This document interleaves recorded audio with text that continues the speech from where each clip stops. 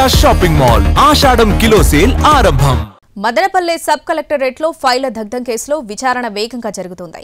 ఇప్పటికే 3 అనుమానితులను విచారిస్తూ ఉండగా ఇప్పుడు సిఐడి రంగంలోకి దిగింది. ఘటనా స్థలాన్ని పరిశీలించింది. అన్నమయ్య జిల్లా మదనపల్లె సబ్ కలెక్టరేట్ లో ఫైళ్ల దగ్ధం కేసును విచారించేందుకు సిఐడి అధికారులు రంగంలోకి దిగారు. విచారణలో భాగంగా మదనపల్లె కలెక్టరేట్ కు వెళ్లారు అధికారులు.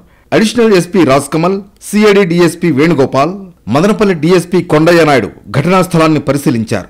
సబ్ కలెక్టరేట్లోని రికార్డులను చెక్ చేశారు.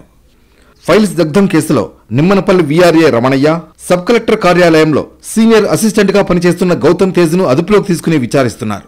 ఇప్పటికే జిల్లాలో 2,16,000 ఎకరాలు ఫ్రీ హోల్డ్ అయ్యాయని revenue special chief secretary Sisodia ప్రకటించారు.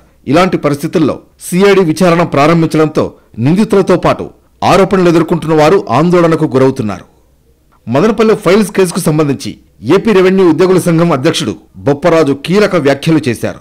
ఉద్యోగులంతా భయభ్రాంతులకు గురవుతున్నారన్నారు. ఉద్దేశపూర్వకంగా ఏ ఉద్యోగి ఫైల్స్ తగలబెట్టడన్నారు.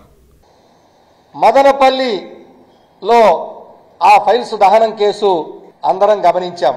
ఈ రోజు కూడా ఎవరు దోషులనేది లేదా ఇది ఉద్దేశపూర్వకంగా చేశారా అనేది ఎక్కడా కూడా తెప్పలేదు. ఇంకా సిఐడి విచారణ కొనసాగుతూనే ఉంది.